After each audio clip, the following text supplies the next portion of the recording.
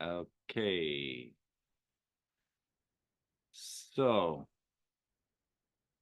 I have to give you the presentation. Oops.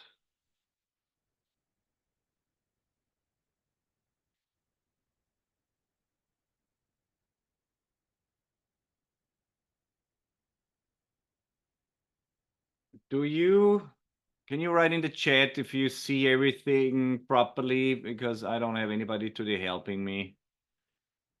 You see the first slide and that says, let's start, turn your cell phones off. I can agree. Yes, it's clear. If it's clear, cool. Let's continue. Let's continue and let's start. Let's start. Okay. We will talk today about permaculture, the art and science of design. This presentation is organized by the group 8 Generations and the Permaculture School that I run for almost 20 years now. And let's start right away looking at if this is the right presentation for you. So I don't want to waste your time. This presentation is especially for farmers or people who are interested in farming, who are looking for a future-proof solution for their farms. A proper water management with key lining, with swales, with water guiding through the property, with passive irrigation, with perennial cropping, tree cropping mainly, agroforestry, silvopasture, companion planting, intercropping, all these alternatives. We will not go in detail, but you will get this a glimpse how you can use the tools of permaculture to improve your systems. This presentation is as well for people who aim to buy property one day. Yeah. And I had a lot of people in my courses who had properties and they said, we should have done this course before buying a property. We would have saved so much money.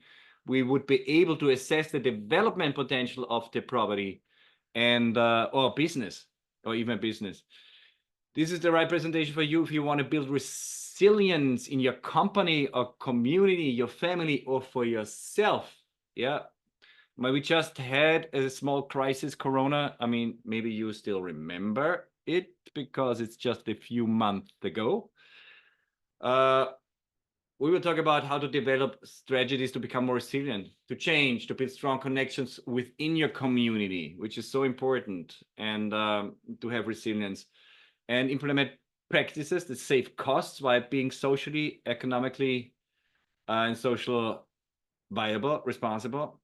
If you want to grow your own food, if you want to secure a comfortable lifestyle, if you want to develop sustainable and meaningful practices and building resilience against crisis, then that's the right presentation for you. And I want to jump right in, yeah, and put away the myth that permaculture is only an alternative form of gardening, which is hilarious, to be honest, but this is still the biggest myth out there when it comes to permaculture. Permaculture is applying, yeah, principles,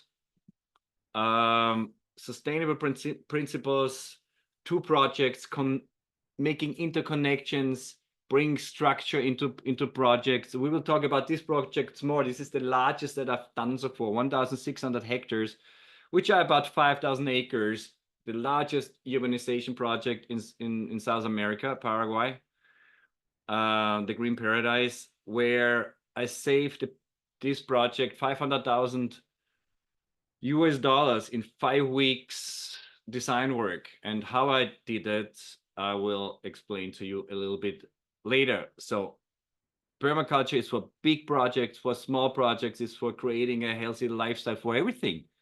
It's applying natural design, and natural design is drawn from nature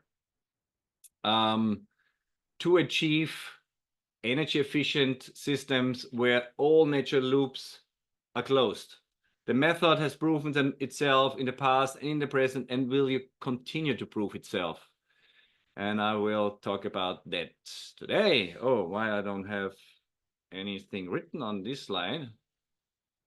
Okay.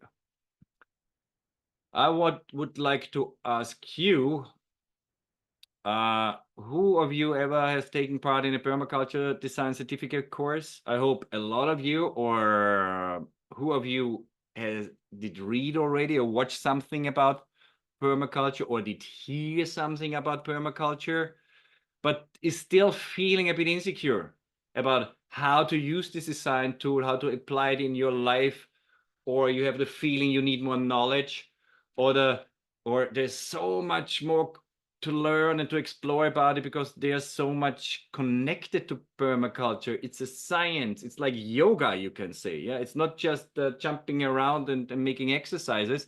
It's a philosophy.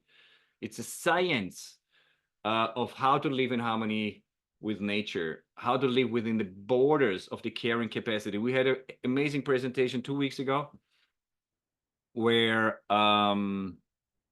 we talked about what permaculture is, a real good introduction to permaculture, explaining where the history, where it comes from, what's connected to permaculture. But this is not the topic today. Today we take one part out, a very important part, the design science.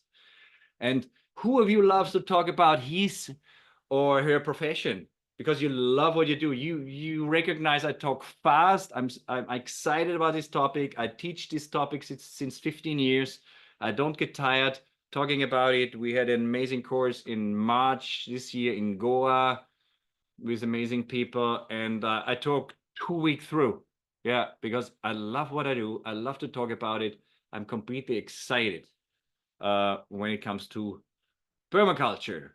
And this is the topic.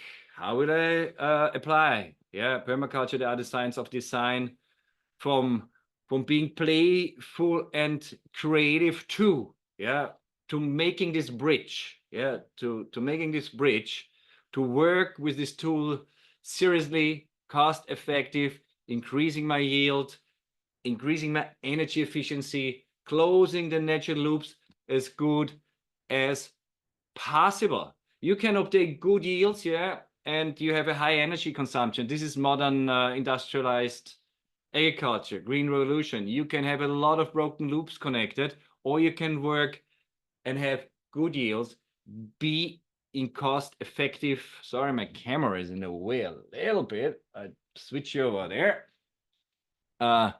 And you close the natural loops at the same time. And this is what permaculture design offers you.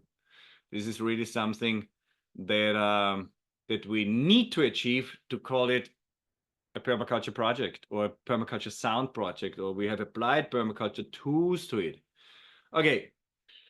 I want to have a promise of you. I take my time here now of my life and my experience to share something with you. And when everything that I just talked about, yeah, you're resonating a little bit with it, then please don't let this seminar and training today be one of those that, like the ones you maybe have already done once and then you went back to idle.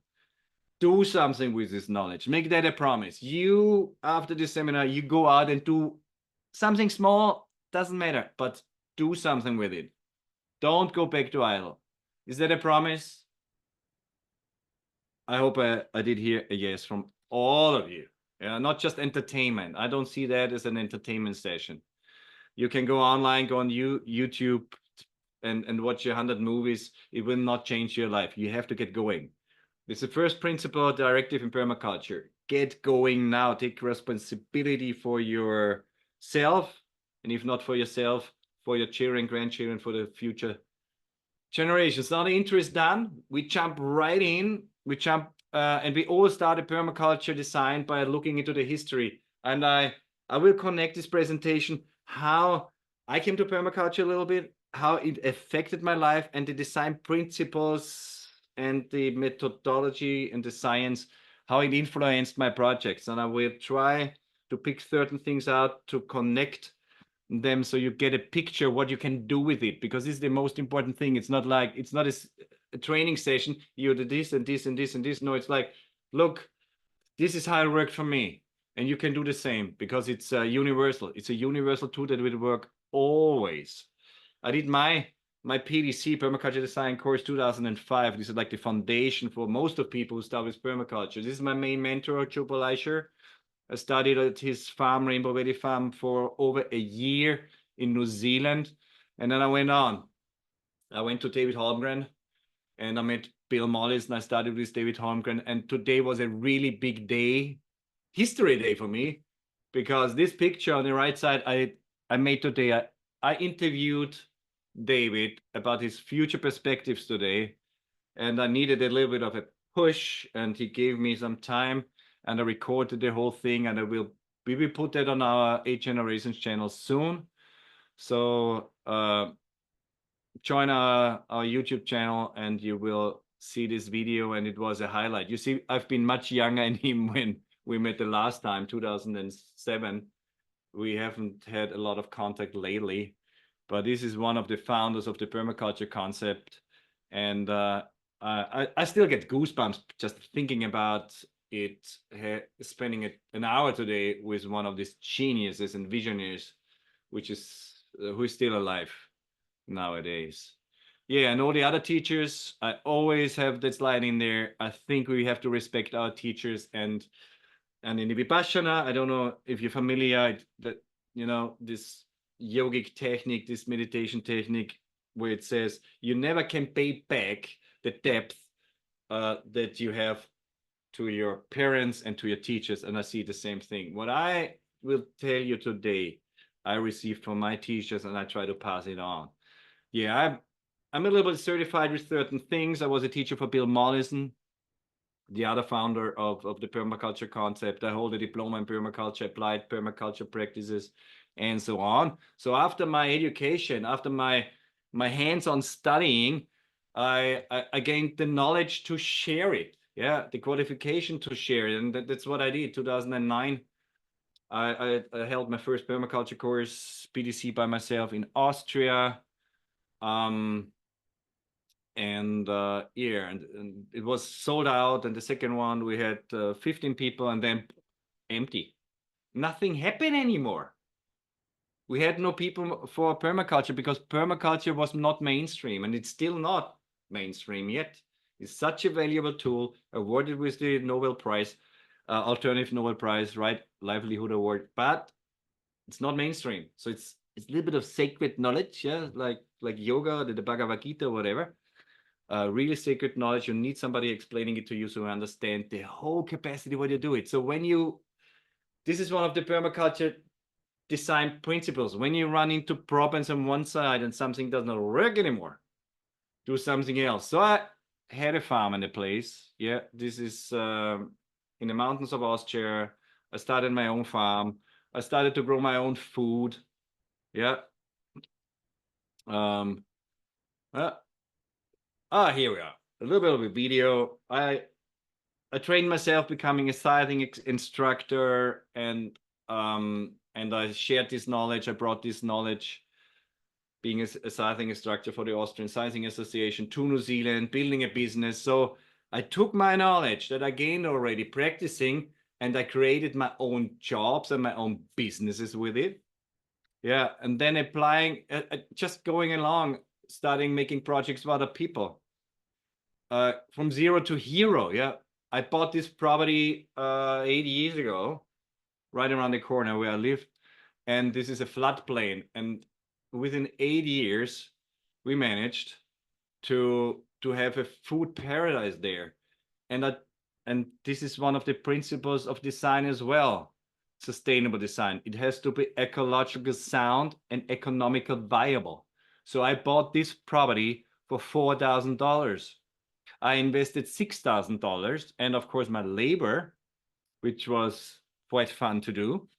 And now after 8 years, I would not sell it under 30,000 Ks US dollars, and definitely I would ask my first price $5,000. And you see the fruit which are there. So it's harvesting season. I don't know if it's too small, that the seed of the Asimina trilova, the Indian pawpaw. Amazing yield this year again. A very rare fruit in my climate. Tastes like a tropical fruit, not just apples. You can grow a lot of things with permaculture strategies, and this is a very important thing to do. And not only this, the next thing is what we do is we have a cash crop. You should write that down, the things, because they are so important. Hardly anybody writes things down in these presentations, but you always can come back and find your structure, and you can back it up with some online information to see if that's true what I say. But this is my personal experience. We grow medicinal hemp on my property, and we made in 1 year only $30,000 by producing a small patch of hemp that's legal. It's medicinal hemp. It's not THC rich. Here it is in a mixed polyculture between my veggie gardens with chickens, with Agnihotra, with Terra Preta soils. And at the same time, making this income, having a food production in there. And this is how agriculture should be and should work.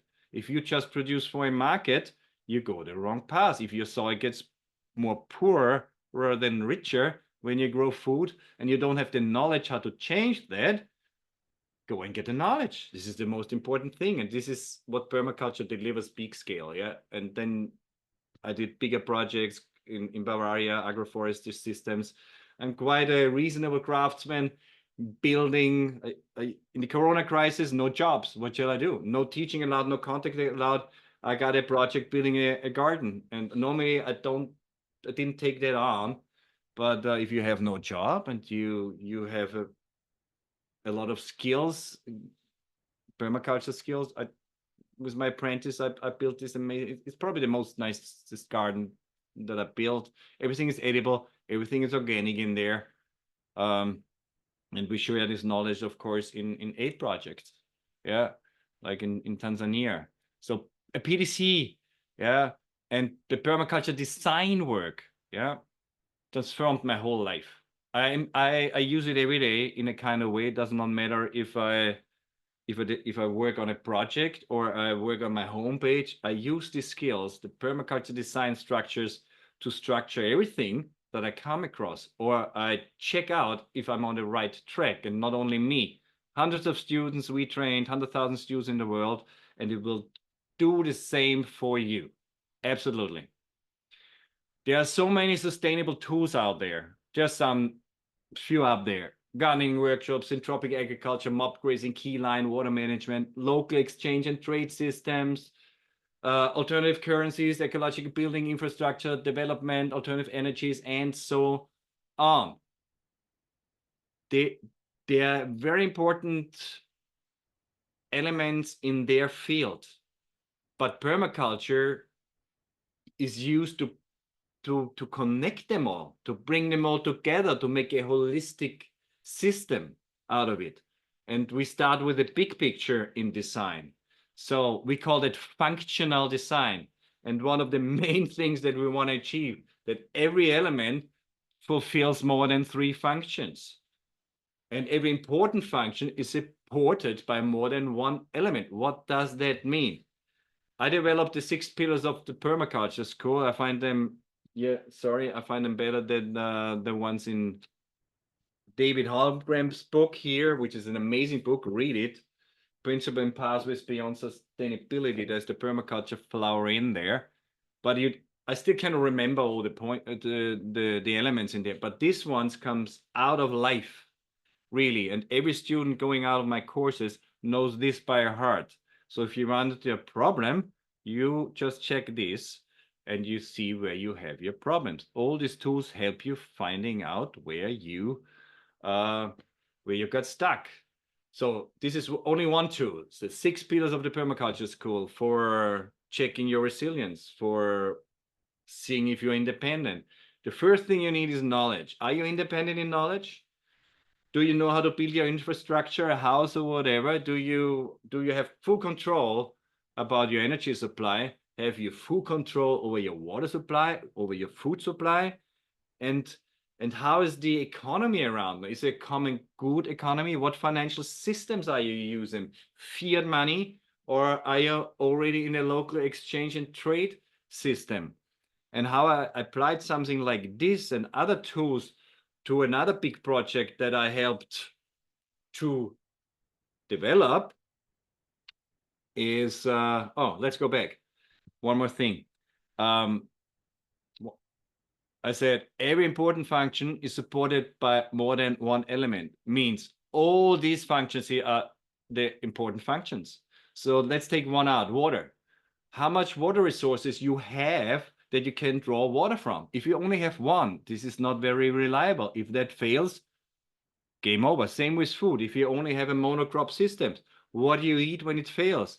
Just go to Ireland 100 years ago, where they grew a lot of potatoes and nothing else, and then they got the potato disease in, and the people starved to death. And I think in India this is still a problem. People sometimes, when they have not enough yield in their crops, they have not enough income and they starve.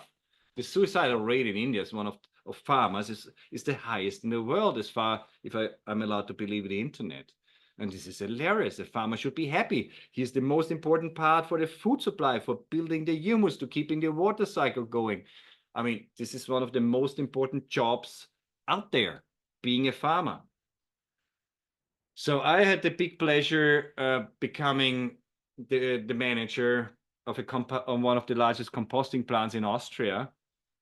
And I want to explain to you how I used a tool that's called zoning to improve everything in this company. I just went there to improve the compost quality, because it's one of my main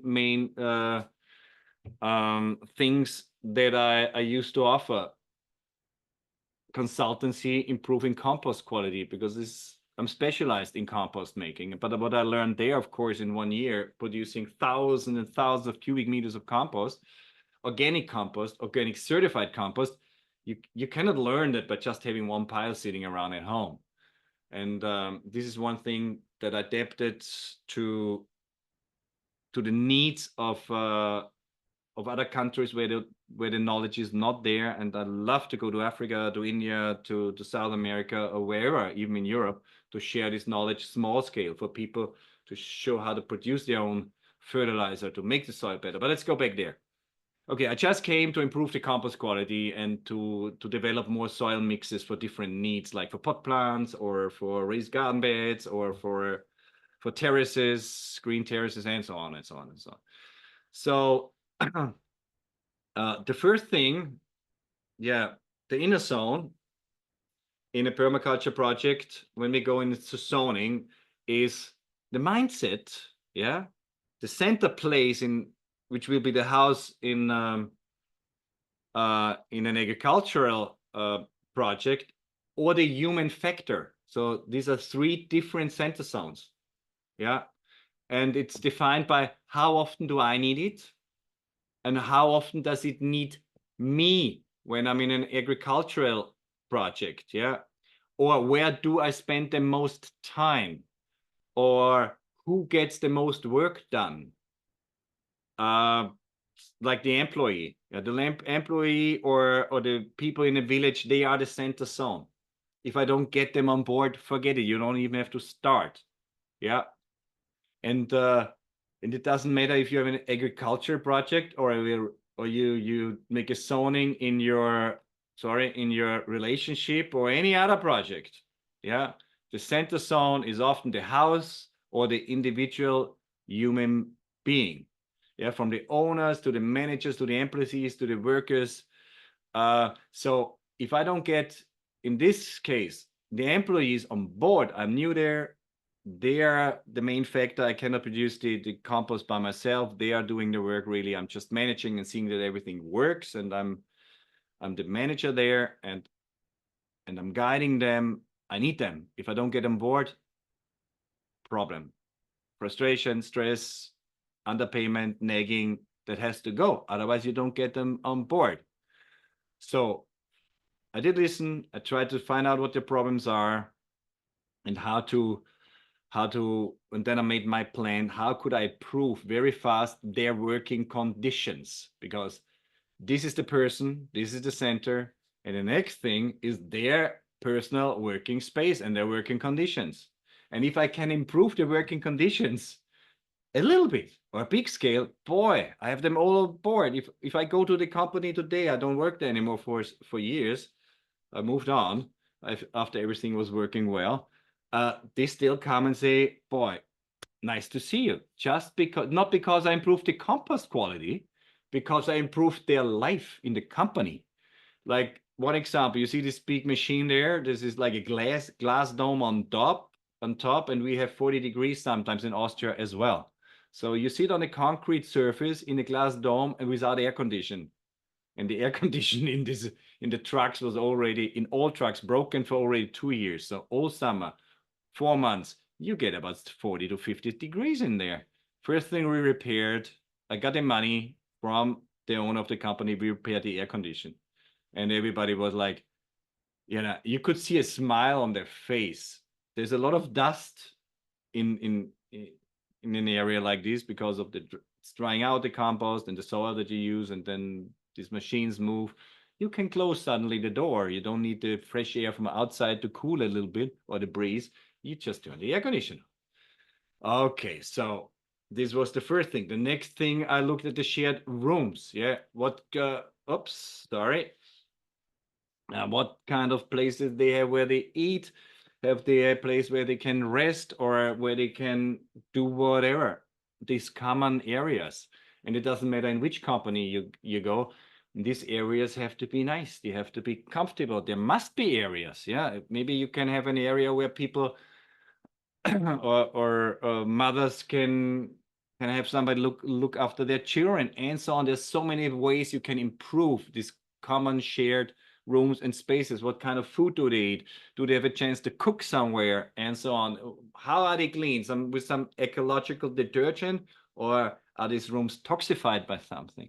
And then after I have the humans all happy, then I go and develop my product. If I don't have the people happy, I don't even have to start doing anything when I want to have a sustainable product developed. So we looked at the product, we made our exercises and trials to improve, to find the right mixes for improving the soil. We improved the compost quality dramatically in 1 year. We have to look at our suppliers. This is like zone number 5 in this kind of zoning. And 6 was promotion.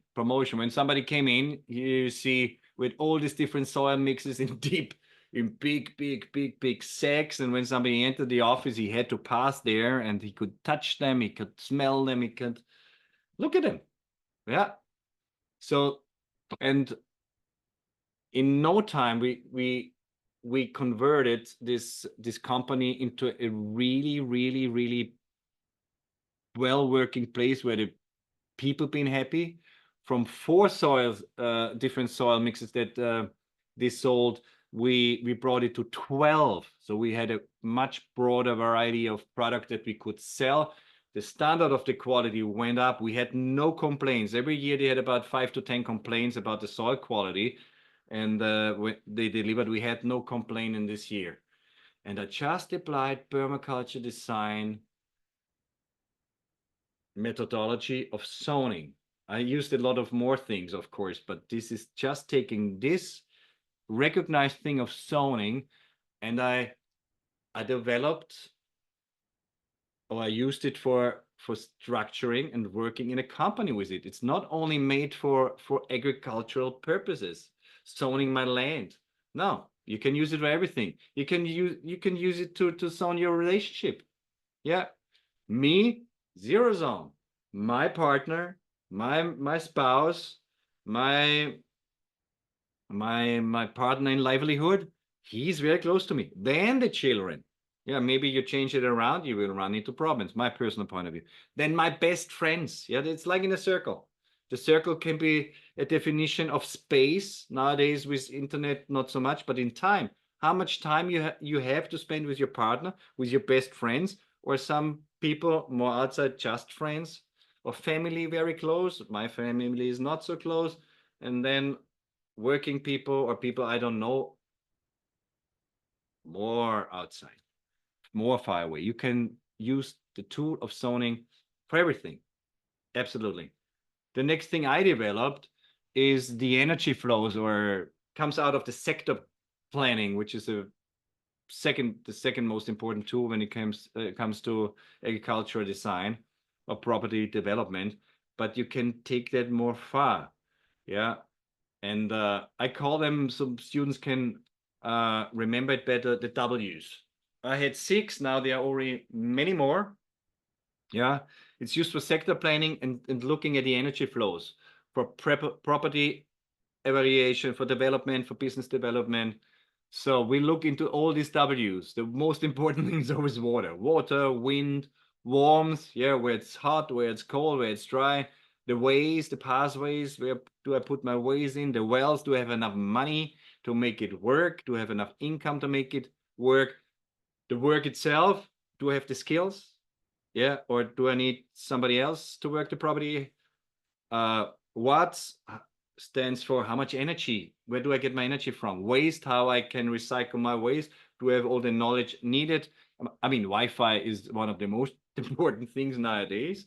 Yeah, when somebody comes to a course in India, we get sometimes funny questions. It's like, do we have Wi-Fi? Or that's natural.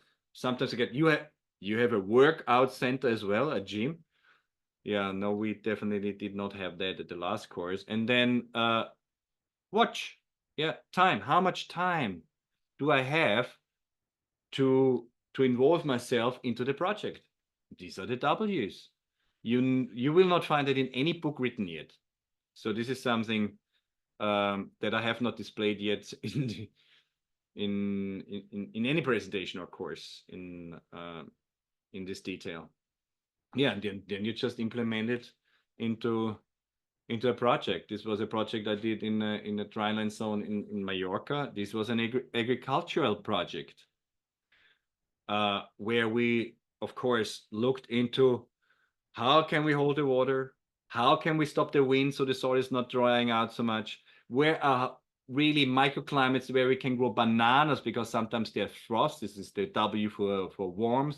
How we put the pathways in, where we make the planting for the woods, the wells, how much money is there to implement the whole thing, who will do the work, how is the energy consumption there, the watts, how will they get their light in the evening or run their computer because this is off grid. How they manage with the waste on the property. Do they have the knowledge? How much knowledge do they have to gain to run this projects? Yeah. And of course, Wi-Fi and time consumption was part 2. This all went into this. And it's so easy. It's a structured plan. You go step by step. I'll talk about that a little bit more later, how easy that is when you have a structure, proper structure. So which tools did I use? Of course, the old school tools, which are still very modern, permaculture things that I learned, but everything that I self-developed on the way in my career as well, because everything that I know has to prove itself in practice, and what works for me sometimes does not work for others, and vice versa. So this proving and making it work for you is a very, very important part. And then you develop your own tools, like a blacksmith. Yeah, blacksmith has the skills to make tools. He goes in the garden with a tool and he says, oh, that's not good enough. I need something else. He goes in his workshop and he's changing the tool to something that works for him, that fits perfectly for his physical structure, for his soil. And this is the permaculture thinking. You take the old school tools and you develop new ones. You adapt them, and that happens all the time. The most amazing thing came out of permaculture thinking, and you become a wizard of looking at nature and reading nature when you learn and study permaculture. This is a sector map drawn. This is David Holmgren's property. It's so nice in detail that I love to use it. I'm not such a good It's not so good when it comes to making detailed maps. I'm more the hands-on worker, but of course I can do it, but I'm not happy to sit too much in front of the computer. As you can imagine, nobody really wants that to sit too much in front of the computer. So, but it shows you where the summer sun angles are, where the winter sun angles are, where the fire areas are, where the water flows are, and so on. You just draw that in a map, and if I explain that to you in a few minutes only, you can read all of these maps. It's so simple. Even a child could do that, and it's so useful. You can use it for everything. And isn't it nice to have something that you can use every day to bring everything into a structure that helps you understand things better and the energy flow better? So now we are back at this huge project that I did in Paraguay. When I looked, when you look at the left picture, first thing I asked him is, "Wow, I haven't been there. I just got the aerial photograph." Said, "Wow, you must have a lot of water." I said, "No, no, no, no, no. There's no water." Yeah, because they've been not permaculture people. They just bought the property to develop something out of it and something sustainable out of it. But with a pattern, if you have developed your natural pattern, I can see the water standing and running everywhere. And now we know it's a floodplain. And the whole design of the city that you see on the right side there, I mean, one of the small squares here is 2.5 acres, 1 hectare. So that's huge. This is a 5 hectare lake. This is about 15 acres lake. So that's huge, and it's filled with water because Paraguay in Guarani or in English means it's a Guarani word. The language of the local people of the natives means water that goes to the water. If you dig a hole in the flat plains in Paraguay, you have standing water everywhere. And when rain comes, it's all flooded. So it was very much about flood prevention. We took the whole city and put them from the left corner. When you go to the picture down there on the right, from the left upper corner, and put it to the right in front of this green high hill here to have, because this is the deepest area on the whole property. It's just 1 meter difference in height, but still it's a meter is a lot if you have a lot of water coming along. And I saved them in 5 weeks $500,000 because they wanted to have a big drain, 7 kilometers long, 20 meters wide, 8 meters deep, to drain the whole thing in a flood event. This is a little bit like you take a bathtub and you full of water, you put it in the ocean and you plug the tap. The water will not run out because it cannot go anywhere. So skipping this project uh, and using the money for flood prevention was a much better deal. And of course, we developed a lot of other things, but the time is too short in the presentation to cover this all. Yeah, and this is one of the students' projects. We trained locals, we trained the people there who live there, a lot of Germans who want to live off grid in Paraguay. Um, there's a deep connection between Paraguay and Germany. And this is one of the nicest projects I ever received from a student, I have to say. And I learned something out of it as well, because students are my best teachers very often. Maybe you're familiar with the Fibonacci figures. And this, I didn't know that if you take a Fibonacci figure, you know, that ends up in a spiral and you put two together, it becomes a heart. And this is mind blowing for me. This is a decade ago almost, and it's still, when I look at it, that was such an eye opener. And isn't that beautiful? And this is what you learn in a permaculture course. I don't draw so well, but my projects work. So this project I did for a quite large farm in Germany using the computer, but but it's always the same aim: better well-being, better financial status, better job opportunities, um, better business structures, a risk evaluation when you're in a floodplain and so on, and storm. We just had a storm about 110 kilometers here in Austria, big disaster. Even my garden got hit very hard, and there've been some destruction. But I mean, most things stood up. Yeah, some roofs came off the houses, and my garden is still to 95% intact. So this is good. This what good design is offering you. And at the same time, sticking to the ethics of permaculture, earth care, people care, fair share. Yeah, not depleting the resources, enriching the societies, the communities, the planet, the soil, the water resources. Can you imagine? Yeah, but all what I told you yet, yeah, until now, and what I've showed you until today, that you could achieve more success with your projects if you apply this both professionally or personally. Even if you only implement a fraction of what I just talked, or you just learn more about it, would have been worth the time to learn more because you create more resilience and a better lifestyle, or you create your own job maybe out of it. I have complete confidence. If you take just the content from today, yeah, do a little bit more research if you need to, and you implement it in your life and in your project, you will achieve results that you previously thought were impossible. Yeah, I know it because I've been there. Same. And I'm sure that with the information we covered in this webinar today and nothing else, you will succeed with just a bit of effort beyond what most people would achieve when it comes to permaculture, resilience, living a happy, sustainable lifestyle. Very often, very small things make a huge change. And I'm sure that one of two of you will, sorry for the misspelling in there, will take notes, yeah, and we'll do some further research. And in a few weeks, yeah, you will see better results in whatever way you do. But after training hundreds of participants and students, I know that certainly only about 1% of all of the participants taking these seminars take action after free training.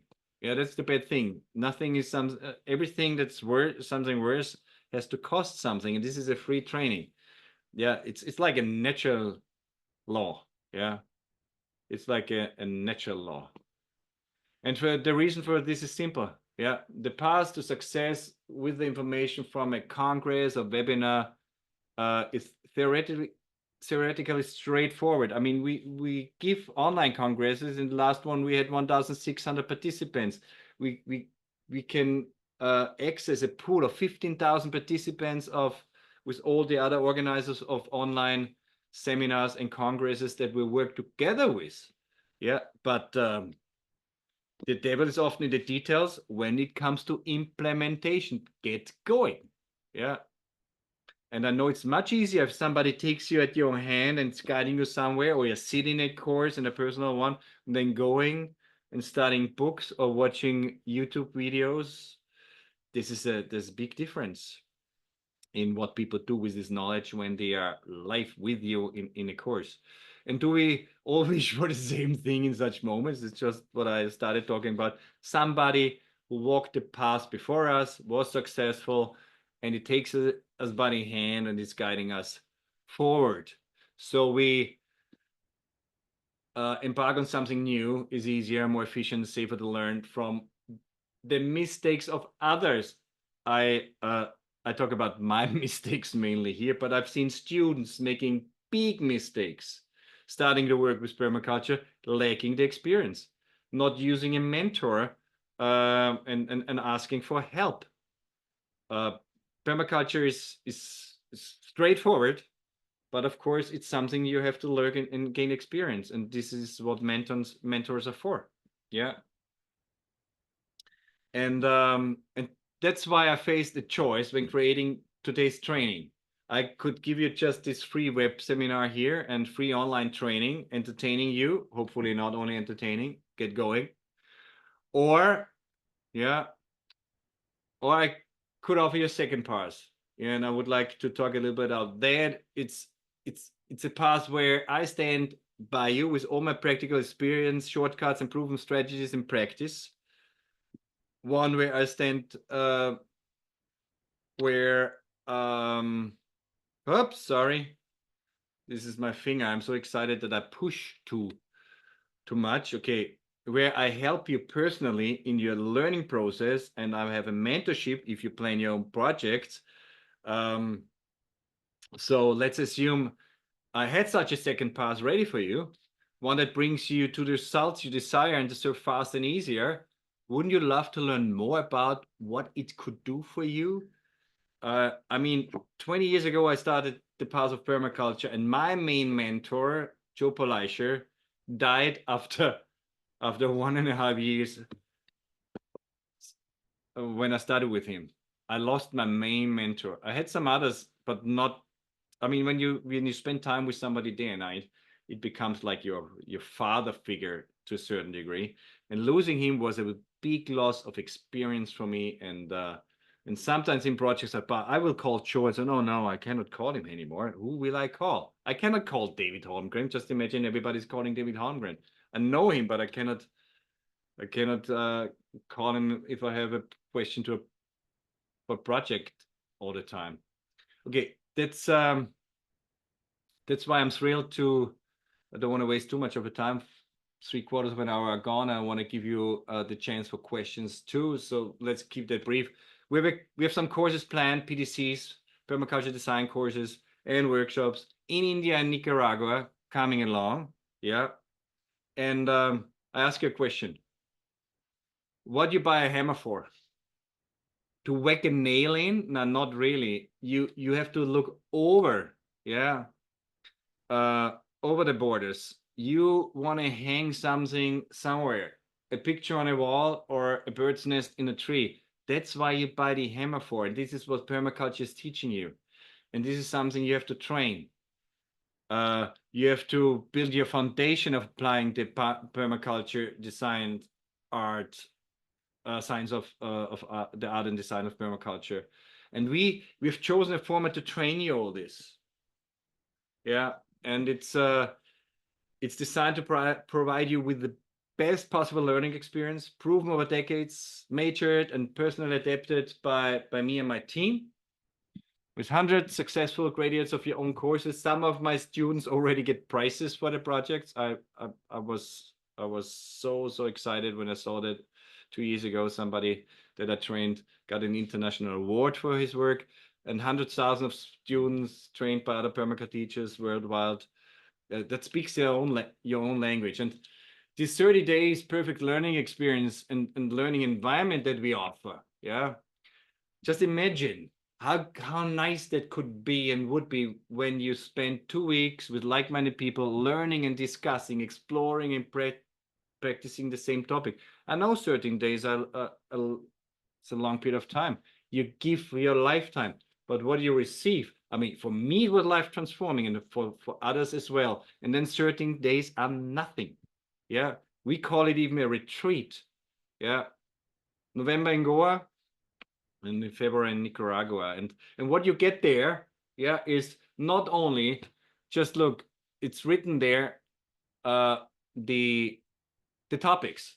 And one of the topics is permaculture design methods. We talked 1 hour today about the art and science of design. There we talk a whole day about design, and you practice and you put it all into a realistic design that you bring or I give to you. And all these other topics, these 14s, we cover as well to make the design science work for you. You have the knowledge to do that, and you have to practice. You try practice in groups. You put it on paper, and I think it's the nicest thing to do. You grow to a small community and a small family, and a lot of these courses, they stay in contact nowadays is not a problem on Facebook or WhatsApp or Signal or Threema to stay in contact. And you get your own family. Yeah, I don't know if I can play this the thing and you can hear it. I just took it out from Instagram because I came across it. It's not professional made. Now probably it's not loud enough, so I gotta skip it. I just squeezed it in there today. Oh, this one was better. Let's go there.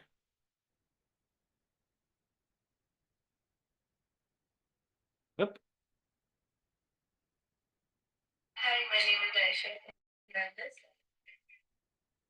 everyone, I'm Lina. I'm a lawyer from Canada.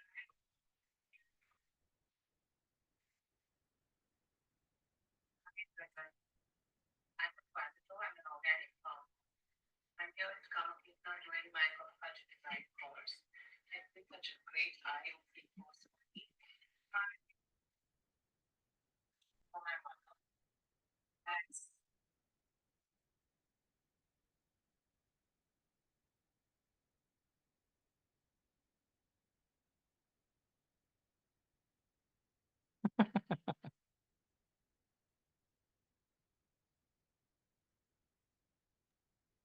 I can't hear anything. I'm sorry.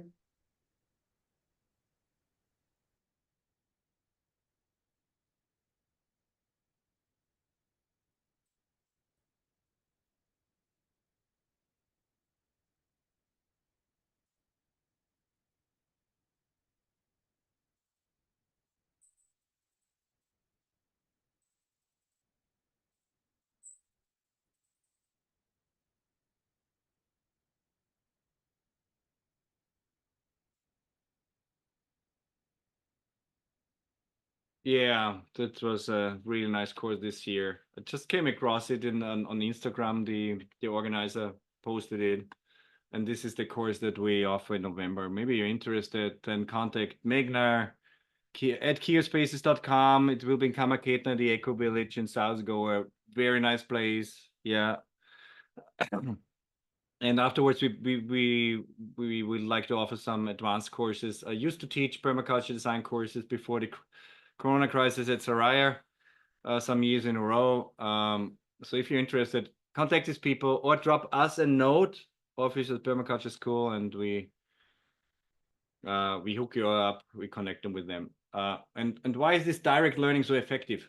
Yeah, if you want to learn something out of a book, it's good. I learn quite well out of books, but it's never the same if somebody explains it to you and you get immediate feedback to your personalized problems. You find solutions in groups, and you get the inspiration of other people. You're learning from mistakes that especially I made, so you don't have to. You make them to have. You have a proven structure, an experienced teacher, and um, and having your personal guide that guides you wherever you want to go. And the structure is excellent. I mean, I developed the structure over 15 years. You get all these checklists, a step-by-step guide how to continue, how to go. Whatever you design, water, soil, landscape, a business, you get a checklist that you can go through. And of course, we have other things in there, so it's not only a frontal presentation. We get some hand-on skills as well. We make some sourdough bread and compost making and so on and so on, and warm farming and how to make a garden and these things. We do that really in practice, and it's big fun. I will not play this video where it shows a little bit what we do. Came across the student posting it. I really like it. She posted after his permaculture design course. Um, she's an influencer, by the way, on Instagram. Follow her. She's the most funny cook you can imagine. So knowledgeable when it comes about cooking. So funny. She does it with her Swiss husband, and she got really inspired on the permaculture course, making this video out of her of his videos that he took during the course. It's really lovely. Yeah, so it's not a professional thing that I did to promote something. It's just that I come across every now and then uh, after a course that students got inspired and they post the whole thing. You can check Perma what, put it in the search engine that you use start page, my recommendation, and you come across a video that was made in Saraya about permaculture a few years ago at a course. Really nice. So let's recap. What did we talk today about? We talked about permaculture design science, how I applied it in projects. I gave you some examples, which kind of two methodologies I introduced to, and how I implemented them, and how I used them in two really huge and large projects. But you can use it on a small scale as well, just designing your vegetable garden or We used it for relationship design or for aid project and these kind of things. If you get interested about this, drop us a note, drop us an email, and please, now we take some time for a Q&A. If you have some questions still, I'm there. I'm here to, yeah, to answer your questions. Anything you want to know, just write it in there or drop it in the chat. Otherwise, nice that you joined us today. It was really nice having you with us. And yeah, maybe we will spread the word. We will offer this presentation online. And yeah, take care and see you next time. It was lovely having you with us. Bye-bye.